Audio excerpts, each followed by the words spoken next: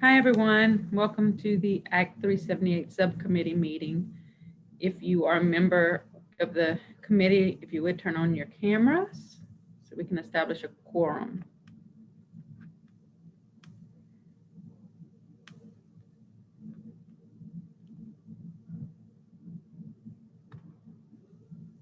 Can I just confirm that you guys can hear me? Okay.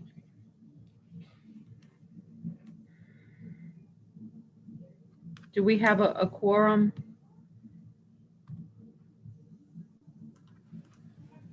I believe so. Let me go ahead and do a roll call just to make sure I have everybody.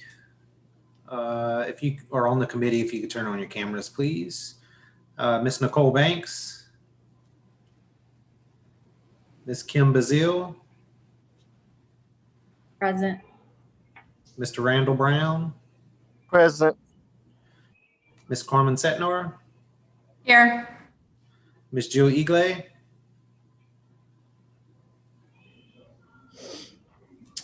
Ms. Julie Hagan. Hold on. I'm here. All right. And Ms. Bambi Palazzola. I'm here, but I see Nicole Banks is in the attendees. She might need to be moved forward. Okay. We can move her over. And once she joins us, you should have a quorum. I see her. Hi, Nicole. Oh, okay. I'm here. I'm sorry, guys. It put me somewhere else. I don't even know where I was. And I do see, looks like Jill is in as a panelist, but Jill, are you there with us? Yes, I'm here. Okay. All right, and you do have a quorum. Okay. Well, welcome everyone. And I guess that was the introductions. Drawing a blank on how. Those are the introductions. If you'd like, I can go through the virtual meeting protocols. Okay, that's fine, please. All right, so a few of the rules for our council or committee members that are participating via Zoom. I have them pulled up on the screen here. You'll be considered present when you display a live feed video of your face with your first and last name. Keep your microphones muted unless called upon by the chairperson. Make sure that you raise your hands electronically to request the chair to recognize you to speak when you have questions. Once recognized, you can then unmute your microphone. For our public comment during these meetings, you can raise your hand if you have a comment that's germane to the topic that we're on at that time. And once you're recognized from the speaker, give staff a minute because they can unmute your mic and allow you to speak. You can also post comments in the chat box, and those will be read out as well. And no comments of a person's character will be heard during committee meetings.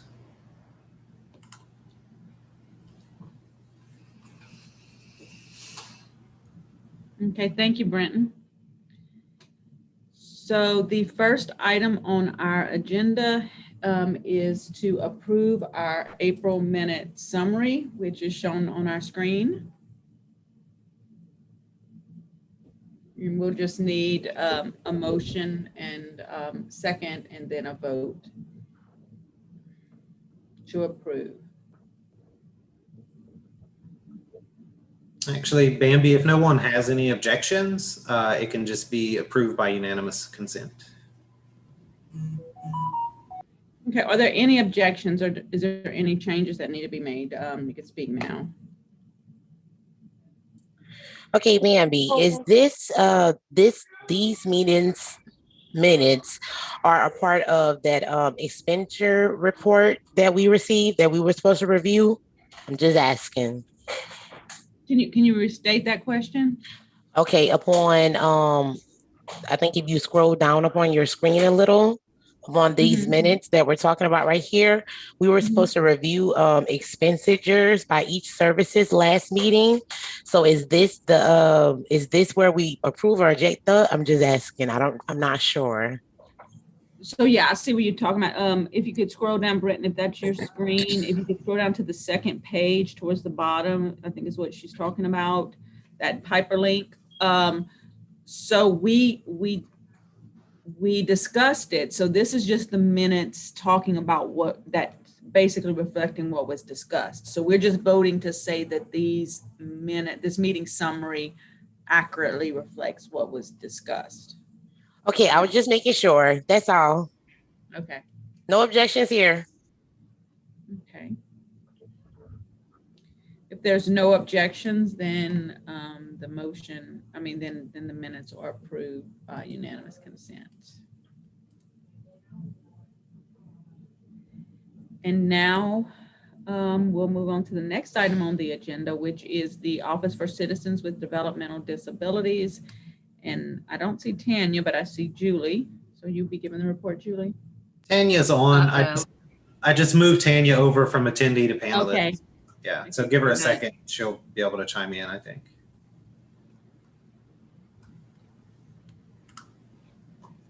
Hi, Tanya. Here I am.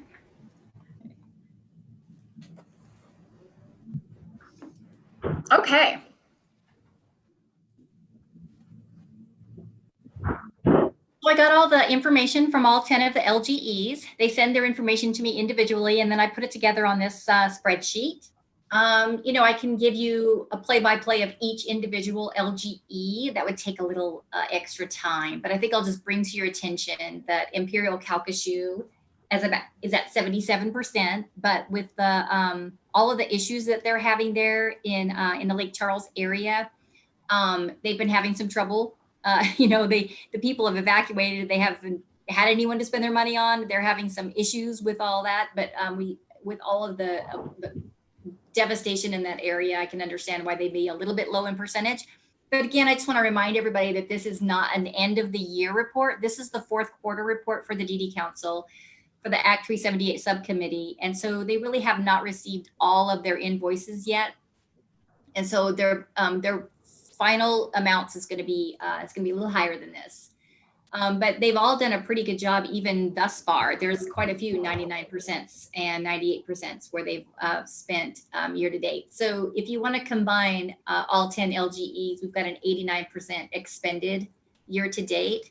So the whole state together has served in the individual and family support program 3,478 people for a total of having spent $7,223,277.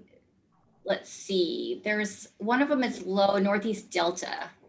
And Northeast Delta put a little note from the LGE that said the billing is accepted through July 10th. Therefore, the expended amount will increase for the final end year report. Does anybody have any questions for me about the individual and family support?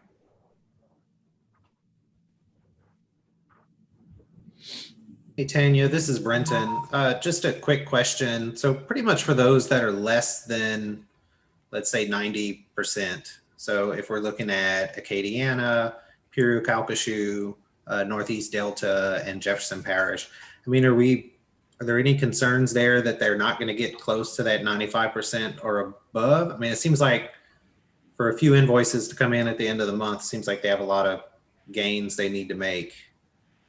I hear you, Brenton. And it seems like every year on this fourth quarter report, I'm like, ugh, and then when we get the final year report, it's like everybody has done it. They've done it. So I think it does seem pretty wild, but they do get a ton of invoices at the end of the fiscal year, and they spend a whole bunch of stuff like on one-time purchases at the end. And so they're not only waiting for invoices to come in, but they're also going to just, outright spend additional money that they might not have incorporated into these figures yet. So I don't have any concerns other than Imperial Calcasieu, but that's not a concern. It's just a fact that I'd be surprised if they made it. But the other ones, I'm not concerned. I think they're going to make it. Okay, so no one's reached out like they're concerned about the expenditures either. They think they're going to be on track once everything is said and done. That's right. Okay, thank you.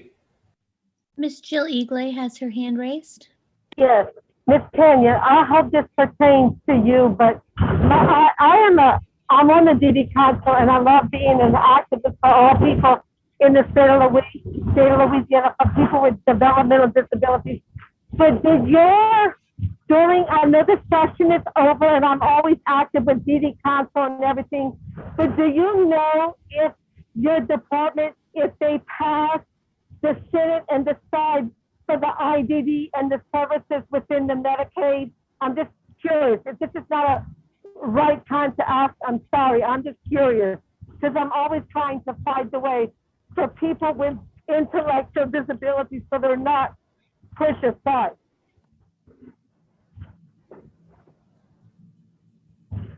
Oh, I want to answer your question, but I just didn't catch what you're actually asking me. What was your question again? I'm sorry. I got an email alert saying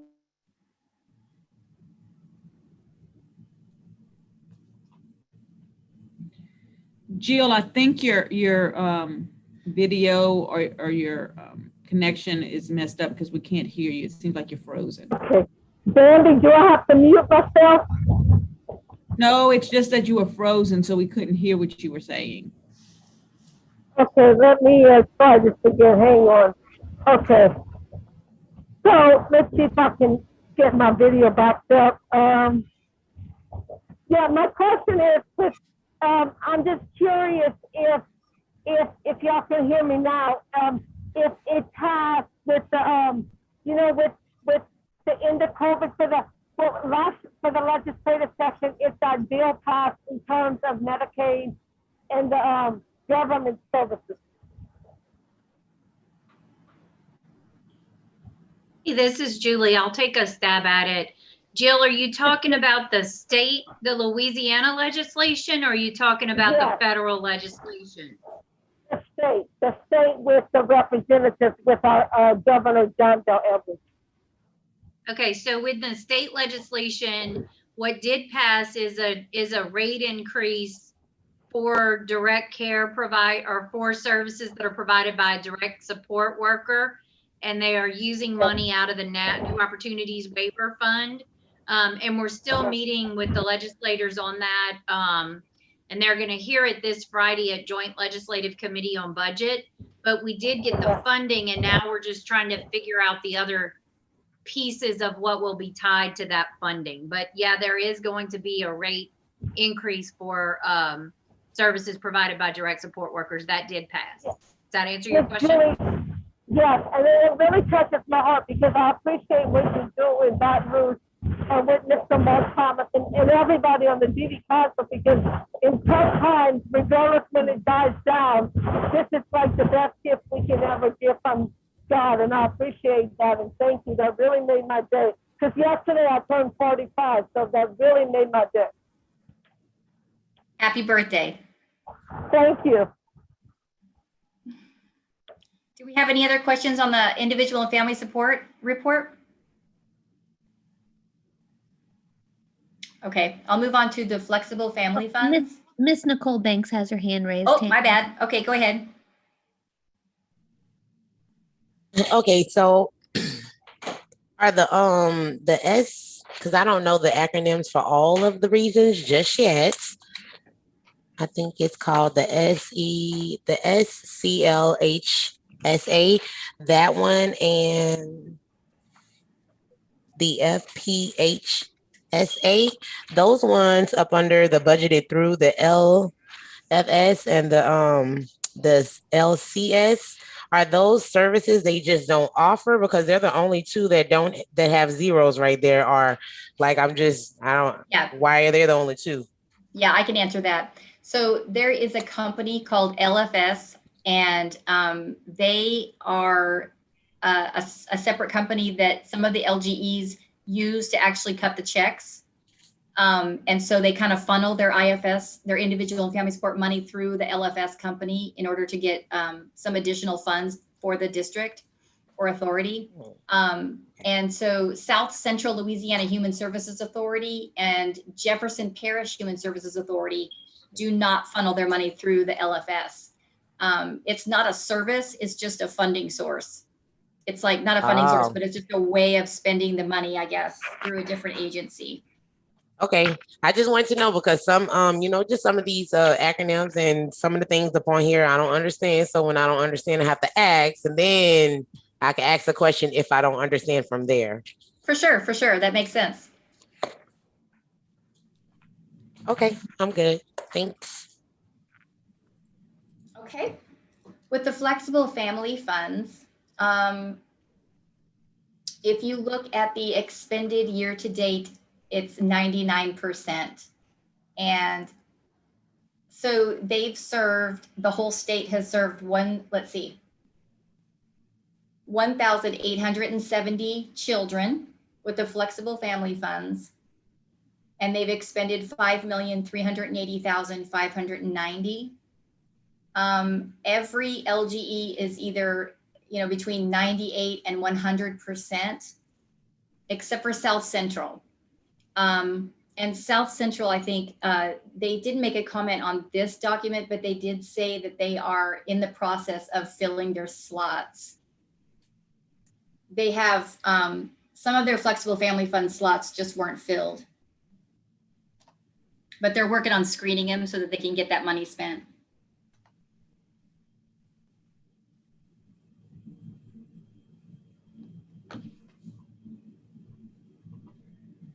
Does anybody have any questions with the flexible family fund report?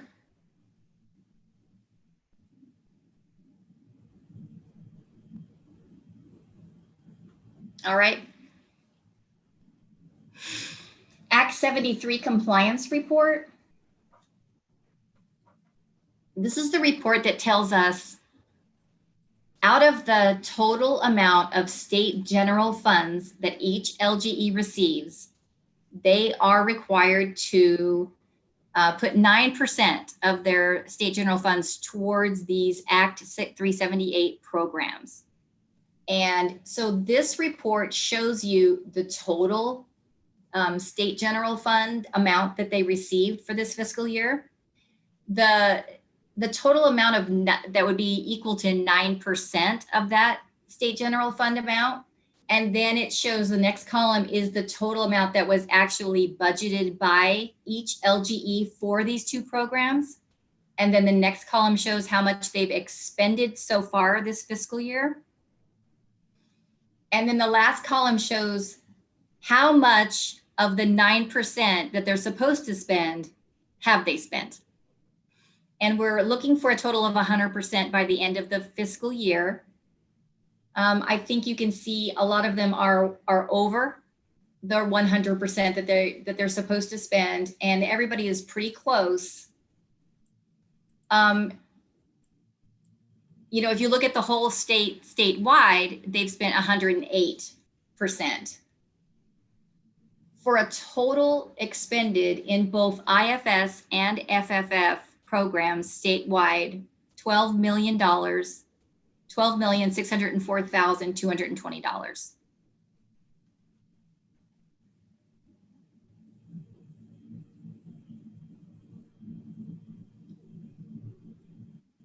Any questions on the Act 73?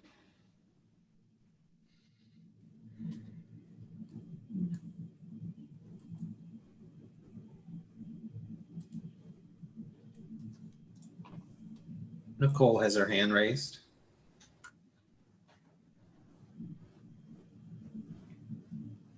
Okay, thank you for letting me speak.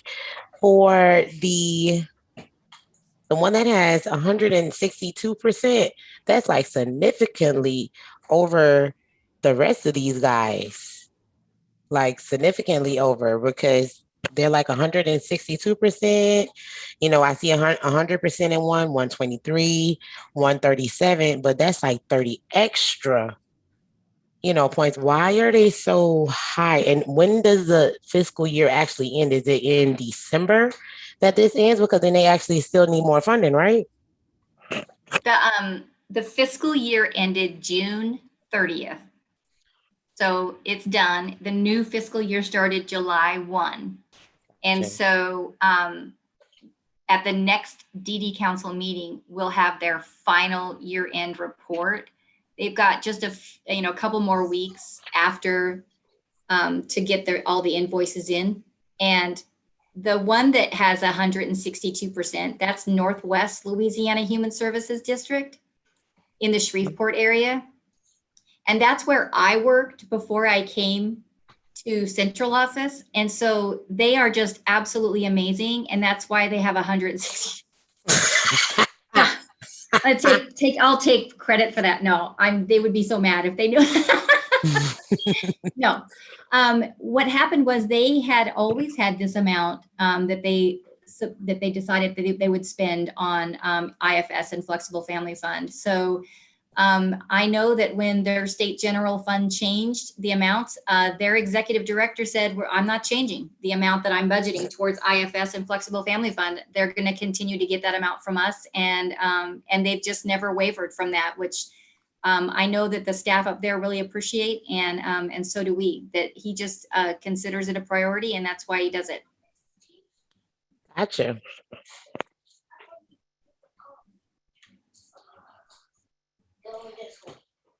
So let me ask this question, since you did say that, since you considered it a priority, are you guys like making, how much more people are you guys impacting with this, since it is a priority? How much, how many more, not to put it like, as in, comparing one region to the other, because you can't because of the population or whatever, but are you guys, has it been like a 30% increase? Has it been a, 50% increase of people that has been serviced by this? Is it that? That is a great question. And this Act 73 has been in effect for 2 or 3 years now, maybe 3. And, we have not gone back and done that data research to find out that since they have been required to put 9% in, how many more people in comparison to previous years are they now serving? Or how much more money are they putting towards the services? So honestly, that's probably something we should go back and do some number crunching and find out. Yeah, because if it isn't cool, go for it. I'm all for more people getting it out there, more people getting services, that's available there. But if it's not making that kind of a difference that it needs to, I would just question it. I would just question how it's being spent. That's all.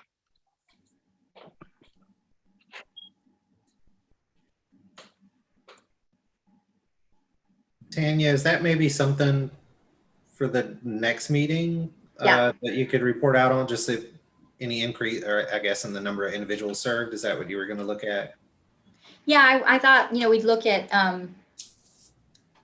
in comparison, how much has been expended since the LGEs have been asked to put that 9%, and has it increased, decreased, how many people in comparison?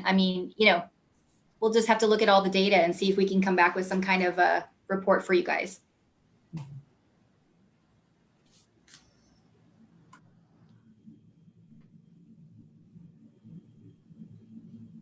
I did send. Questions? Oh, go ahead. No, go ahead. I was asking if anybody had. Oh, no. Okay. So, and the other report that I did send in was the IFS approved pending funding report. There were only 3 requests on the report statewide, 2 of them from Florida parishes and 1 from capital area.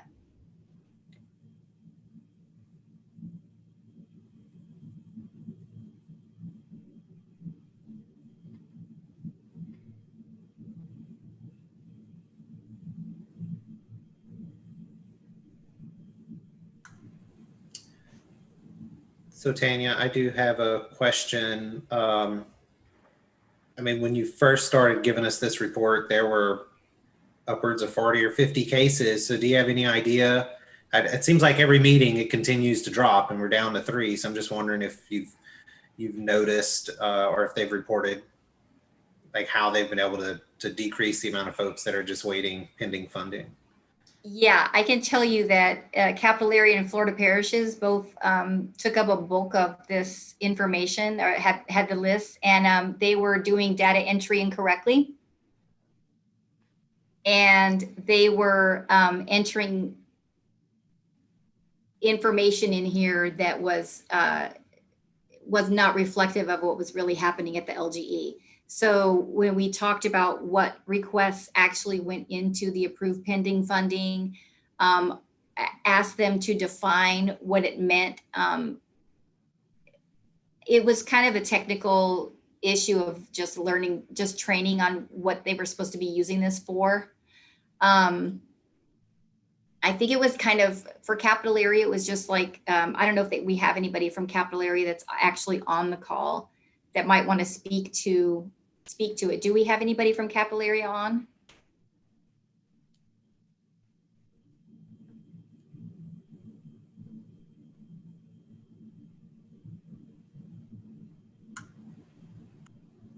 Ashley McReynolds has her hand raised.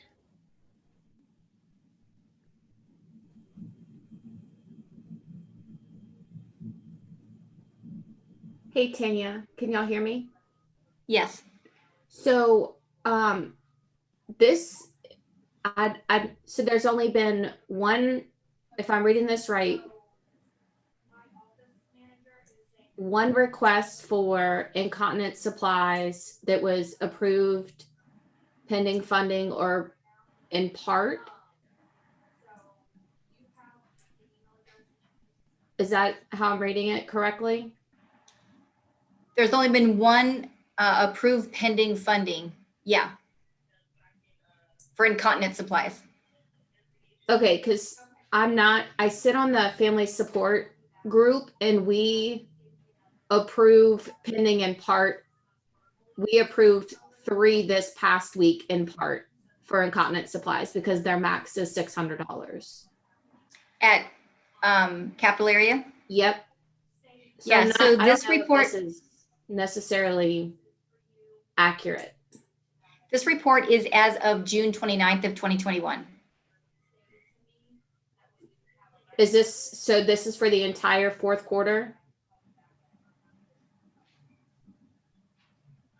It's anything that was in the database that was approved pending funding as of June 29th, 2021.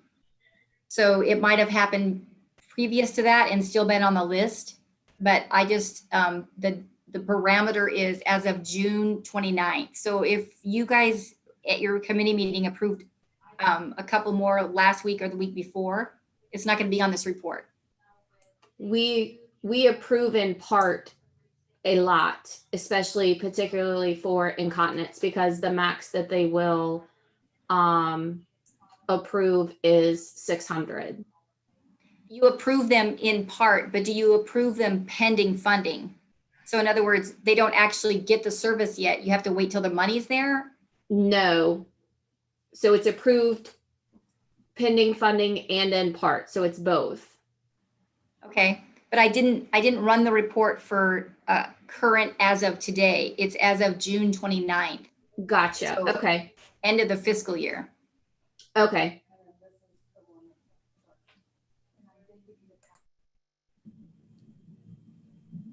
Corliss Grimion has her hand raised.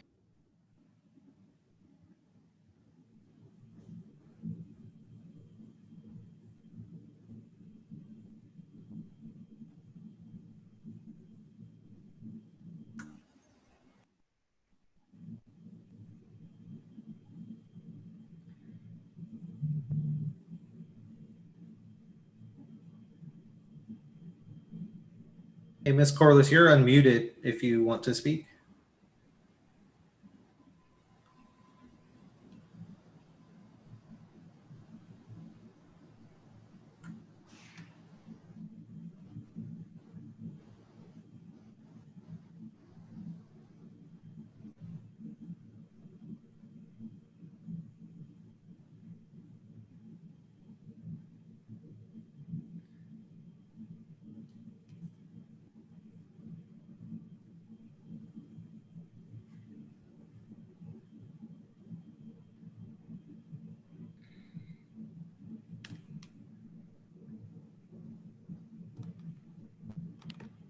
I don't know, maybe we don't have a connection with her.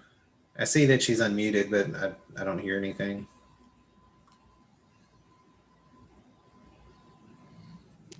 Do we have any other questions?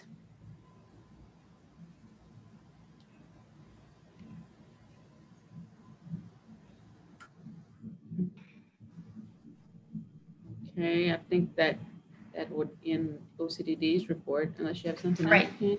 Thank you. Okay, so next on the agenda is the Office for, the Office for Aging and Adult Services, the ARC of Louisiana SPAS program. Hey, you guys. Sorry, let me turn my phone off. Okay, you got it on the screen. Yeah, see that. Okay, so this is going to be our fourth quarter report, and we were actually able to wrap up the whole contract in this quarter. We don't have as much as some of the other programs, so it was easy for us to do. So this will be the end of the year report as well. So in this last fourth quarter, we were able to serve 49 people, which was a little bit more than what we normally serve. Our normal amount is usually around 42, 43 people. So of those, there were 14 of those were African American, 34 of those were Caucasian, and 1 was Hispanic. 20 of those were female, and 29 were male.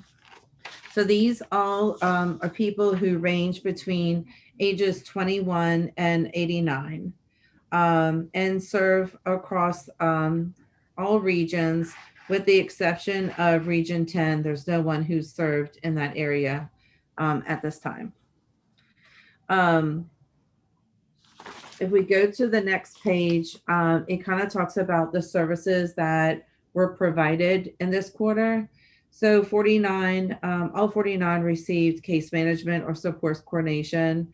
Of those, 38 received personal care assistance, 3 received some type of either utility assistance or rental assistance. 7 of them were medical supplies, equipment, and stipends or stipends. And this month we had no vehicle or home modifications. So we set out to provide and budgeted for $907,528. But due to several different issues related to COVID, there were some therapies such as like stem cell therapy, one of the home modifications, and then we had 2 people pass away during this quarter, and we did not meet that amount of money. So instead, the direct service amount that was covered was $862,060.01, which kind of left us with a little over $45,000 of unspent funds. We do have those now allocated for the next year, though, and they weren't allocated for this year. It was just that because of in-person issues, they were not able to use the funds. So if we go to the next page, it covers the waiting list. And you can see here that we have people in all regions. There are 55 people total on the waiting list. So the waiting list has gone down from last year. I mean, last time, I want to say it was 65, but because we were able to do some one-time funds, it's now down to 55 people. And we have people on the waiting list in every area, except for Region 6 and Region 10. I'm not sure. I know Region 6 has been on there for a while. I'm not sure why people are not applying for services in that area. I know we talked about sending flyers and letting people know, and we have done some of those things, but still really just don't have anybody who's applying for them. So, and then of the waiting list, there are 20 individuals who are African American, 30 who are Caucasian, 1 who is biracial, and then 4 that did not choose to document what their race was. And so there's 30 of those people are males and 25 are females. So if we wanted to, or if we were able to fund the full waiting list, we would need like $1.1 million. And the majority of that would go to personal care assistance, 46 of the applicants were requesting personal care assistance. 3 were home modifications, and 11 of them were medical supplies and stipends. And 2 people requested some type of therapy or counseling. So I know I kind of went through that kind of fast, but not sure if anybody has any questions. I'd be happy to answer them.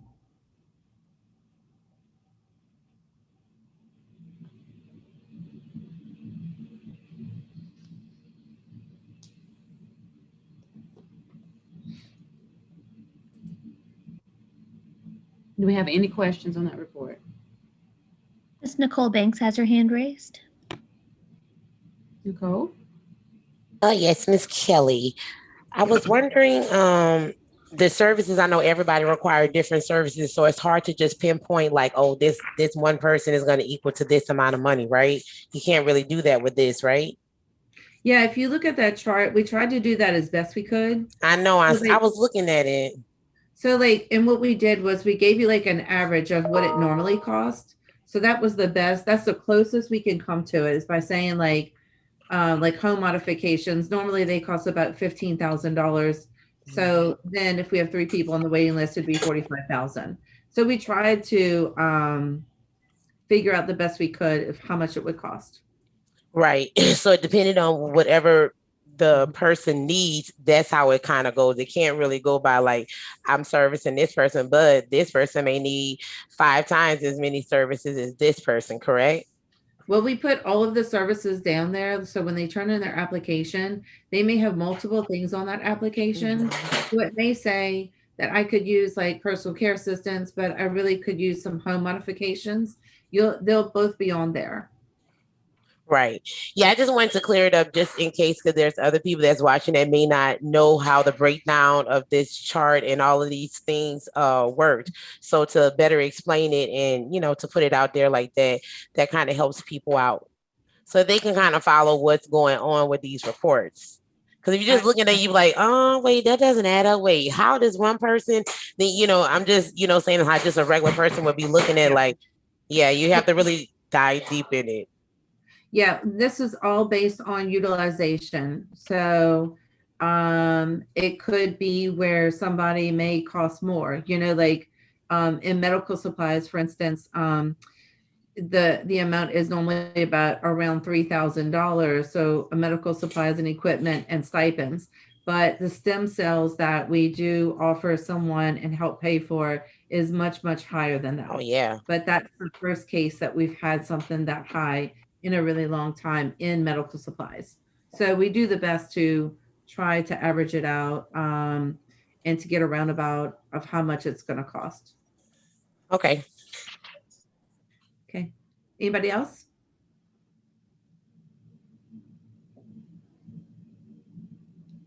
Okay.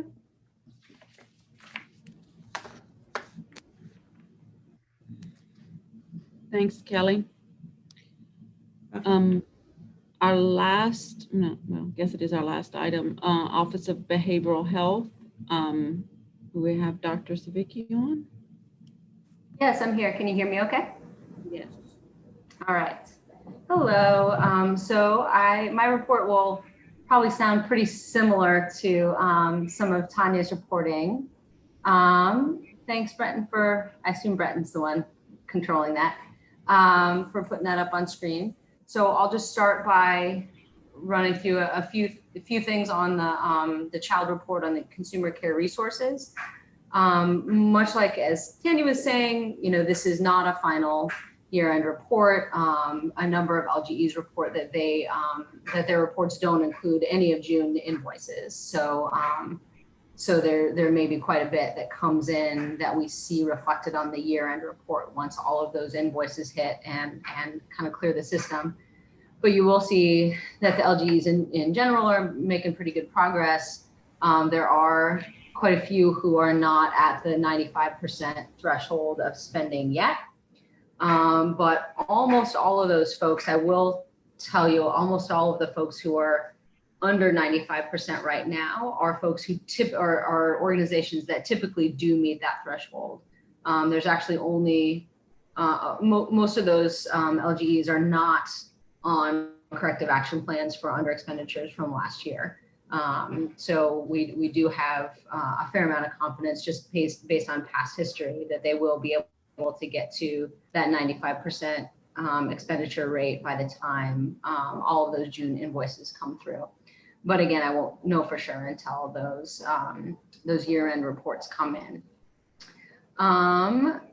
Let me just pause there and ask if anyone has specific questions on the Consumer Care Resources report on the child side.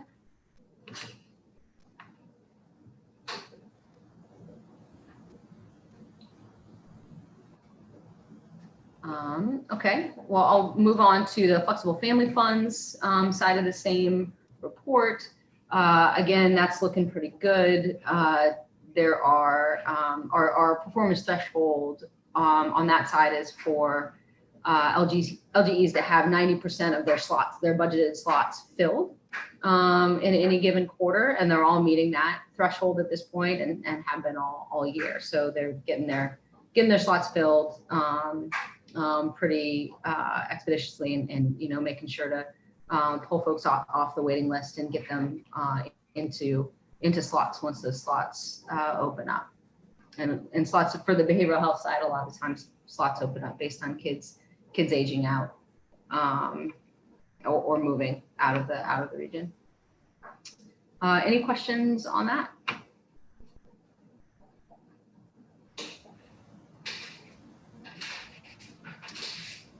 Okay, we could go over to the adult report. Thank you. And again, pretty similar story. There's sort of about half of the LGs that have historically had this allocation to spend for adults. Of those, we've got 3 that are fully expended already, and 2 that are not fully expended based on what they had to report up through May. But neither of the both of these LGEs that look to be under expended right now, they historically have expended all of their allocations by the end of the fiscal year. So presumably we'll see progress on that when we see the year-end reports. And that's all I have, unless there are questions, concerns. Do we have any questions on anything for OBH, Office of Behavioral Health?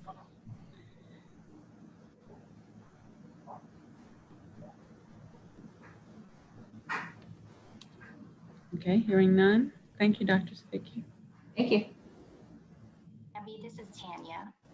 I just wanted to interject that Corliss is now, I think she can be heard over on Shanitha Smith, I believe, is on the line, and she would like to talk about the approved pending funding report and the question that was brought up earlier, if we can recognize Shanitha. Okay, can y'all move her over to panelists? She should be unmuted.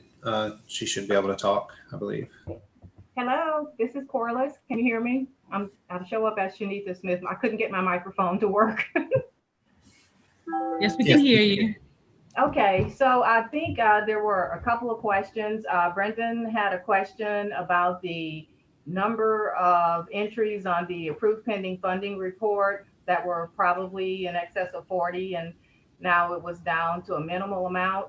I'd just like to explain the process at Capital Area. It may be different in Florida parishes, so I can't speak for them. However, what we do is during the course of the fiscal year, if we have to approve something pending funding, we go back around January, the beginning of the 3rd quarter, and we look at all the cases that we have approved pending funding, and the ones that we can fund, we go ahead and fund those in January.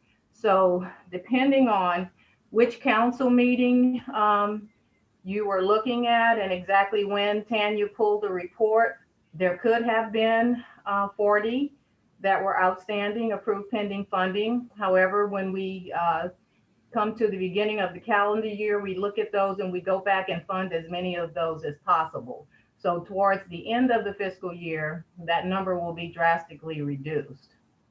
So does that kind of help you to understand that a little bit better? That's how we do it at capital area.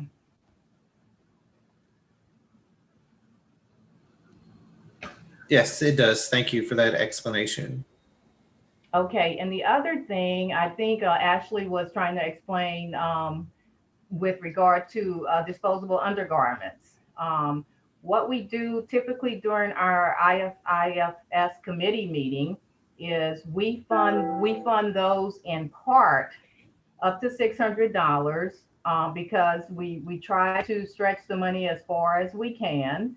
And so if a person may ask for $800 in funding, we fund it in part, which means they get the $600. If they run out of undergarments before the end of the fiscal year, they can submit another request. And if we have funding available at that time, we will provide additional funding. But we fund those in part because we have this fiscal year, for example, we just kind of talked about this in our RAC committee meeting. We have approximately 800 family support requests, and we have about 1.5 million in requests that have come through the committee that we have reviewed. And we have about a $650,000 budget to cover that $1.5 million worth of requests. So we have to try to make very hard decisions and fund people partially as best we can to make the money stretch and go as far as it can.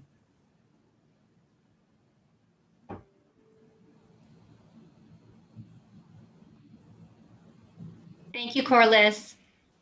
All righty, you're welcome. Thank you.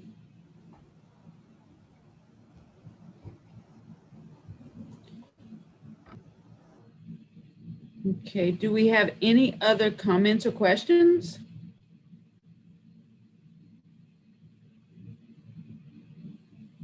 Okay, we're really ahead of schedule.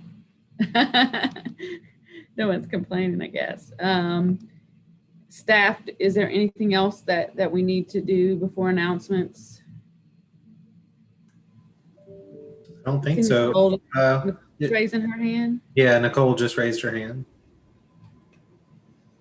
Okay, the part that I talked about earlier before the meeting even started with the expenditure report that we were supposed to go over. Okay, so I have a lot of notes. I have a lot of questions in regards to that. I just wanted to know what was the right time to ask. That's why I asked earlier. So is this the right time, right? I think we can. Is there any problems with her asking questions about that now? We probably should have did it during the OCDD report, but if there was, I didn't know which one. I didn't know where to ask. So Tanya, are you willing to take some questions about that? Willing and able to take the questions. I'll answer as well as I can. Thank you. Okay, so just after reviewing, let me just get some things understood so that I can get a better understanding.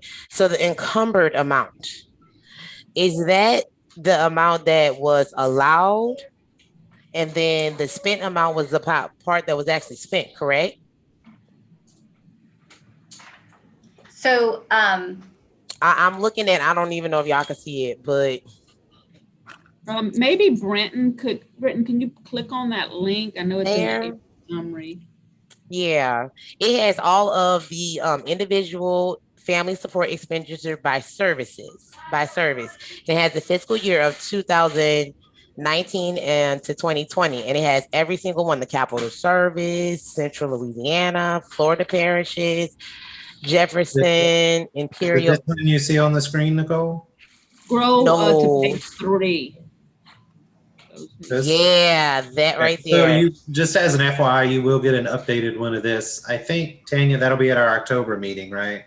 That's right. Yeah. Yeah, I know they just had some questions about it. I remember Ms. Vammy having a question about some of the services up on there and the monies that was spent and stuff like that. So when they said review it, that's exactly what I did. And yeah, I do have some questions about some certain things because the encumbered part, let's get that part first. Answer Encumbered. first. So the encumbered part, like this part that's up on there, it says contracts and then encumbered and then spent. This encumbered amount, is this the part that was given to us? Yeah, I can explain that for you. So like, let's say, for example, a family has asked for personal care attendant services. And the family was given an agreement for the full fiscal year for $5,000. So they've encumbered $5,000. Mm-hmm. And so then throughout the fiscal year, they spend a little at a time, and send in their invoices. So sometimes, like around January, they might look at that and say, you've got an agreement to spend $5,000, but you've only spent $250 or something. So then they're going to take that encumbered amount and they're going to lower that agreement so that they can free up that money and give it to somebody else. So encumbered means it's in an agreement with a family that they're going to spend that money on a service. And sometimes the family spends it all and runs out, and sometimes the family doesn't spend it all. So you can have the encumbered, that's how much we are anticipating we're going to spend. And then the actual amount spent is the amount that was spent. So sometimes there's money left on a table if a family doesn't spend everything that they said they needed or they said they would spend by July. We've got some families that, they want to save some money back for summer months, which makes perfect sense. We need a little bit more PCA. So we've encumbered the amount in hopes that they'll spend it before June 30th. But there's times that we don't get it all spent because the family just doesn't get it spent. But if that makes sense. Okay, so now that does make sense. So the encumbered amount, there is a significant difference in some of these. Now, the only way that I'll be able to accurately ask the question that I really want to ask, since it's like this, and I know that it's a comparison from one year to the other, because there are extras money, like a lot of extra money on a lot of these accounts. That's like, to me, is way excess amount. So this next report should reflect those excess amounts, those encumbered amounts that was not spent. It should be allocated somewhere else, and that money should show up on these reports, correct? Well, no, because I think this is the end of the year report from last. Brenton, isn't this the end of the year report from last year? Yes. So this report was originally given to everyone October 2020, and it stretched into the January meeting, the April meeting. And so coming up next October, you'll get a report that's going to be for the 2020-2021 year. This will be. So this is the end of the year amounts. And so nothing is going to change from this number. Right. Nothing will change from these numbers, but the next report for this year should show those amounts that was excess, right? That was in excess, like where are those allocated funds, because they're still there. According to the report, some of them are still there, but one of the reports,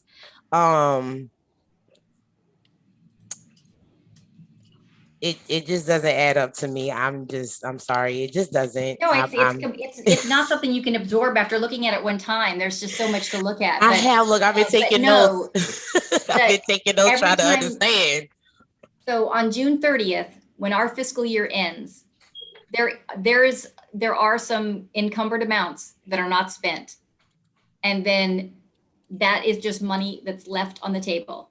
And then starting July 1, we go back to starting all brand new with all new agreements and a completely different funding amount.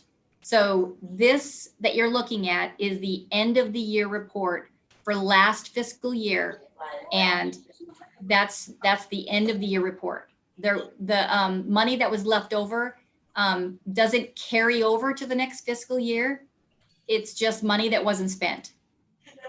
So is it given back to the government? Is it just sitting in a savings account? I mean, like, what is it doing? I can answer that one for you too, because I used to think the same thing. Oh my gosh, what happened to all this money, right? But it's not like we give the LGEs this pot of money, and then if they don't spend it all, it just stays in that pot. They send an invoice, and then they're reimbursed for that amount.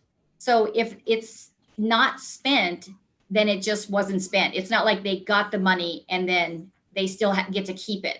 It's just money that wasn't spent, and it stays in the state general fund's budget, I'm assuming, because it wasn't ever pulled out of it. Oh yeah, see, because I get what you're saying. I get what you're saying, that it's just money that just wasn't spent. So where you say it goes to the general fund, do we all know that that's exactly where it goes? It goes back into the general fund to be repopulated and reused, because that's a lot of money that's being left on the table, and there's a lot of people that needing services with all these waiting lists that we have, with all of the people that needed to be serviced. So if the money is still there and it can be used, why not? Why are we not using it? I'm just trying to make sense of it, So and that's well over my head when it comes to like the state general fund money. I don't really know. I know that I'm assuming that the state uses it to calculate their budget for the next year. I mean, I'm just getting you to say, but there's just a lot of money left on the table, not allocated, and it's just sent back, or I'm not saying that it's just there or it's not spent. So it rolls over, it just disappears, well, it's just that the money wasn't ever really sitting in an account. It's not like it was sitting there. It just was never billed for. And so hey, this is Julie. But I hear what you're saying. A clarifying question real quick. Britton, can you go up just a little bit so that we can see the bottom of the fiscal year? No, I'm sorry, the other way, up, down. There you go. So like, are you thinking that because they're saying that 1 million was encumbered, 779,000 spent, that's 200 and something $1,000? Well, that no. wasn't spent? See how I learned? I work backwards and set it up. So most people would have just looked at the encumbered year. So I went from quarter to quarter, and I did the differences like that. That's how I did it. Yeah, that's what I did. I mean, that's just how I did it. And the part of what I was going to ask Tanya, so that is part of, when we look at did the LGE spend their whole 9%? And when we look at it every quarter, I think this is one that would probably tell you that is one thing that they struggle with.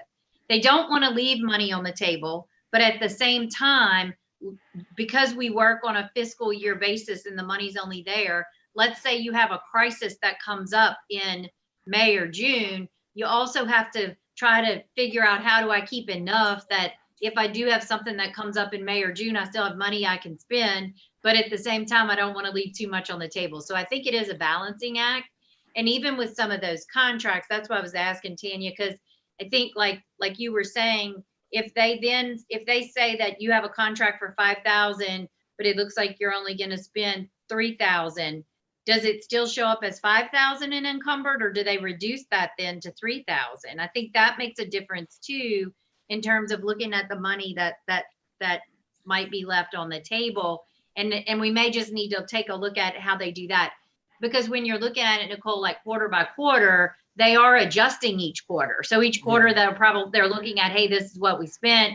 Like Tanya said, we look like we have some left over. So maybe we can start to fund some of the other priorities that we weren't able to fund at the beginning of the year. And it really is sort of a balancing act, I think, throughout the year, to try to make sure how you don't leave that money on the table. In terms of state general fund, there's a certain amount that's allocated.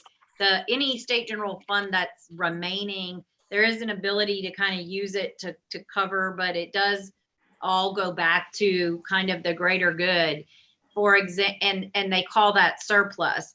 But then, just so you have an idea, all of the money that is left as surplus at the end of the year, then there are certain things that happen. We talk a lot about our new opportunities waiver fund.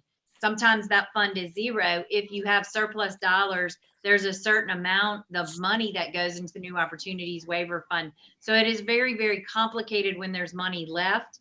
There is some helping to cover holes, but there is also then targeted areas it goes to where people know there's a need. And if you have additional funds, and we do have some of that money that goes back into the, you know, so it would then be reinvested into the developmental disability service system. That was a lot of info. I don't know if that helped.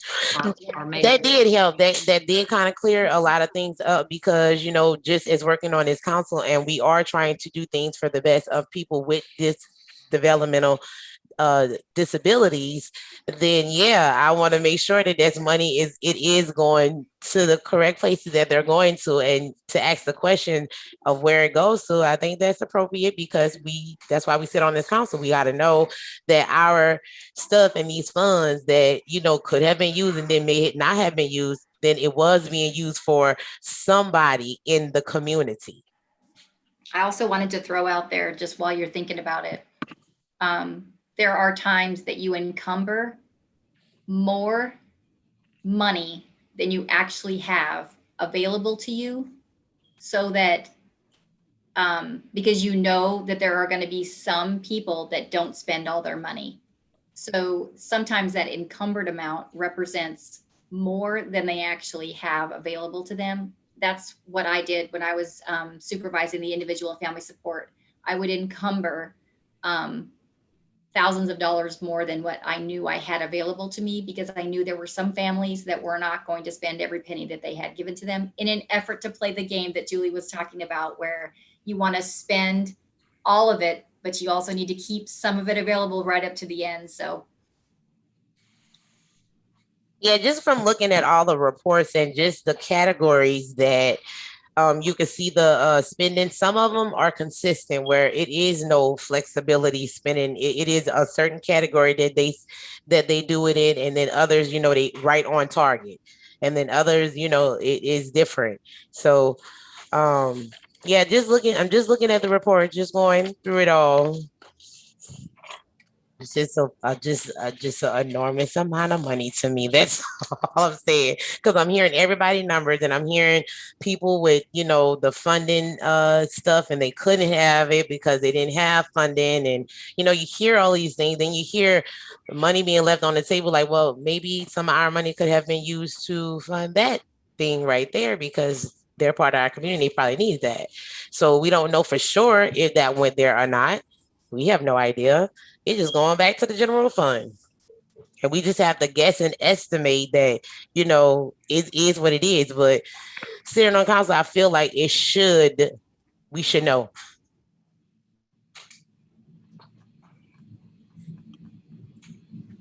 And I mean, I think that's it, because just to go into all of the questions and all, because I got stuff highlighted, subtractions, and I mean, I really do have a lot of notes on this, because I really did do what she told, you know, she told us to review it and go over it. So that's what I did.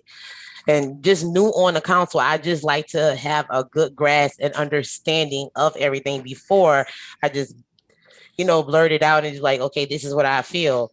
I want to know all of the facts first, and then, you know, we go from there. So I don't know.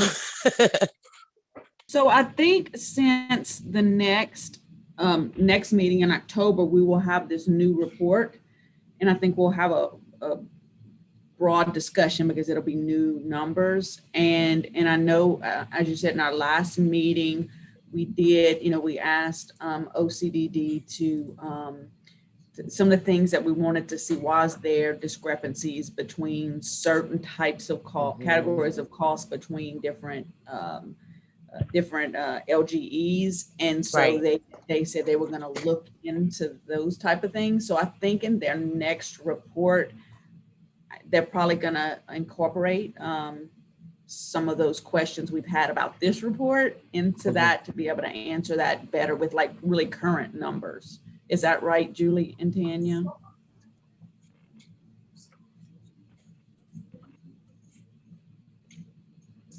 Yeah.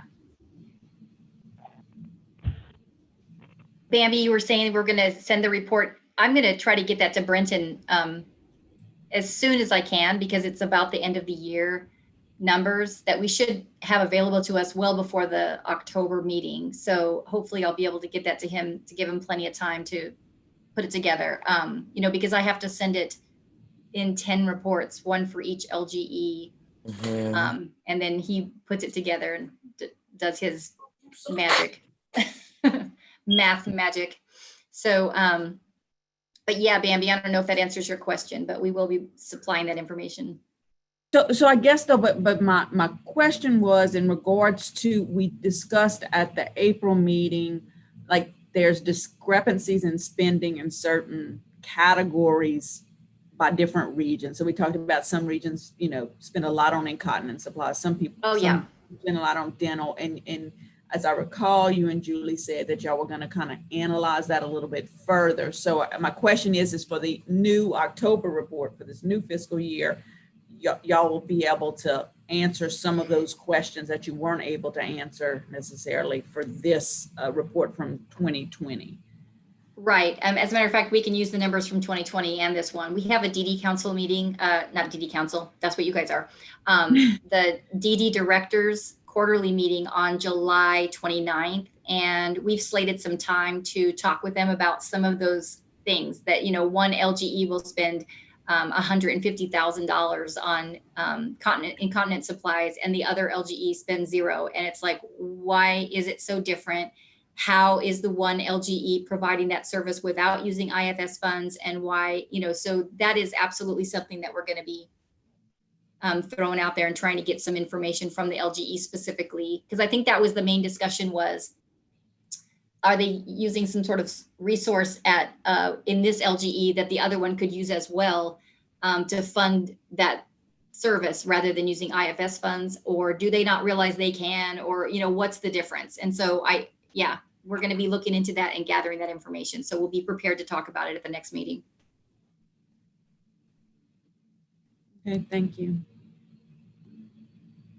So Nicole, is that sufficient for you to answer your questions? Yeah, because once we get the end of the year of the final reports for 2020, 21, then yeah, of course, it'll answer it, because then I'll be able to see numbers. Okay. Do we have any other, I guess, questions before we go to announcements?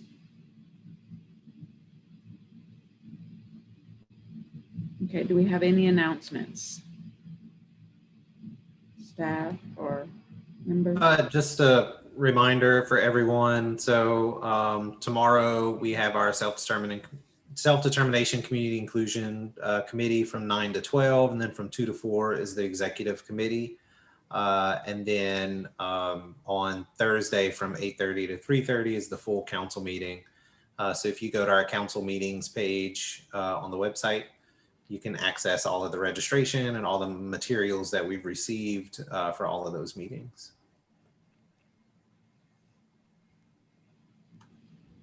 Thanks, Brenton.